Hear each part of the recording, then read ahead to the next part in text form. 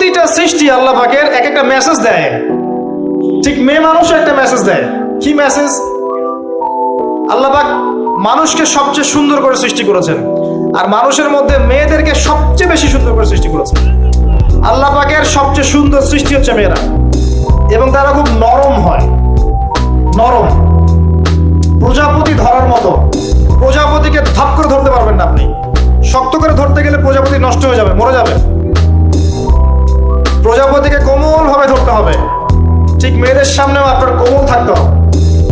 বেশি হার্ড হতে যাবেন, শেষ। আমি আপনার গার্লফ্রেন্ডের সামনে কোমল হতে বলি নাই, আপনার ওয়াইফের সামনে হতে বলেছি। কোমল থাকলে আপনি জিতে যাবেন। দেখবেন দুনিয়ার চিল্লা ফাল্লা করছে আপনার বাসায়, আপনি চুপচাপ আছেন পাহাড়ের মতো, কোমল আছেন। 5 মিনিট পর দেখবেন নিজেই ঠান্ডা হয়ে এসে বলছে, আচ্ছা সরি, ভুল হয়ে গেছে। আর যদি আপনি চিল্লা ফাল্লার কাউন্টার দিতে যান, তাহলে দেখবেন সুটকেস গোছানো শেষ, বাবার বাড়ি চলে গেছে। ডিল করা খুব ডিফিকাল্ট। এখানে আপনাকে খুবই সবরের পরিচয় দিতে হবে। আল্লাহ বোঝার তৌফিক দান। আর আমরা মা বোনদেরকে রিকোয়েস্ট করব, 4টা মূলনীতি মেনে কাপড় চোপড় পরবেন। আপনার কাপড়টা এমন হবে না যেই কাপড়টা পরলেও অঙ্গ প্রত্যঙ্গ দেখা যায়, বোঝা যায়, এমন হবে না। কাপড়টা এমন হবে না এত টাইট ফিটিং যে আপনার অঙ্গের উঁচু নিচু অবয়ব বোঝা যায়, এমন হবে না। কাপড়টা এমন হবে না যেটা অমুসলিমদের পোশাক, আর কাপড়টা এমন হবে না যেটা পুরুষদের পোশাক। এই মূলনীতিগুলো মেনটেন করে কাপড় পরবেন ইনশাআল্লাহ।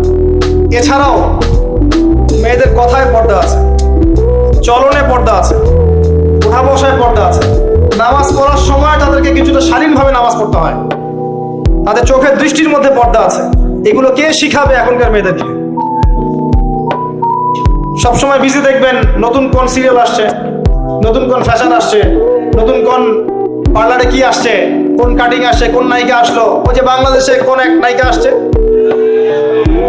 তাই নিয়ে মিডিয়াতে এমন তোলপাড়, মনে কি নাকি একটা অবস্থা। আল্লাহর কাছে তোমার কি মূল্য আছে? হে, আল্লাহর কাছে তোমাদের কি মূল্য আছে? তোমরা কি 5 ওয়াক্ত নামাজ পড়ো? তোমরা কি পর্দা করো? তোমাদের মধ্যে হায়াবোধ কিছু আছে? তোমরা মানুষকে ভালো কিছু শেখাও, সমাজকে ভালো কিছু দাও, শালীন কিছু দাও। আল্লাহর কাছে তোমাদের কি মূল্য আছে? নবী সাল্লাল্লাহু আলাইহি ওয়াসাল্লাম তো জাহান্নাম দেখে সেই কথাটাই বলেছেন, আমি জাহান্নাম দেখে আসলাম, সেখানে বেশিরভাগ অধিবাসী হচ্ছে মেয়ে, নারী। কি কারণ? তারা এমন কাপড় চোপড় পরে বাইরে ঘুরতো যেই কাপড় পরেও তারা নগ্ন থাকতো। আমি কি ব্যাখ্যা করতে হবে? আপনি দেখতে পারেন না? এবং তারা স্বামীর সাথে কুফরি করতো। সারা জীবন স্বামী যদি তাদের ভরণ পোষণ দেয়, ভালোবাসে, মহব্বত করে, তাদের জন্য জীবনটা ক্ষয় করে ফেলে, এক পর্যায়ে গিয়ে বলবে, সারাটা জীবন তোমার কাছে কিছুই পাইলাম। বাস্তব। এগুলোর কারণে মেয়েরা বেশি বেশি জাহান্নামে যাবে, এবং তারা মানুষ মারা গেলে মাতম করে, বুক পিট চাপড়ায়, এই কারণে যাবে, এবং তর্ক লাগলে অভিশাপ দেয় বেশি, এই কারণে যাবে। আল্লাহ পাক আমাদের মা বোনদেরকে হেফাজত করুন। তবে একটা হাদিস আছে সুসংবাদের। নবী সাল্লাল্লাহু আলাইহি ওয়াসাল্লাম বলেছেন, একজন নারী যদি 4টা কাজ করতে পারেন, জান্নাতের যে কোনো দরজা দিয়ে ইচ্ছা প্রবেশ করতে পারবেন। 1 নাম্বার 5 ওয়াক্ত নামাজ, 2 নাম্বার রমজান মাসে সওম, 3 নাম্বার আপনার লজ্জাস্থানের হেফাজত অর্থাৎ খাস পর্দা, এবং 4 নাম্বার আপনার স্বামীর আনুগত্য। ফেমিনিস্ট আকীদার মেয়ে হলে আনুগত্যকে দাসত্ব মনে করে, স্বামীর আনুগত্যকে তার দাসত্ব মনে করে। স্বামী কে? স্বামীর সম্মান বোঝেন আপনি? স্বামী কে?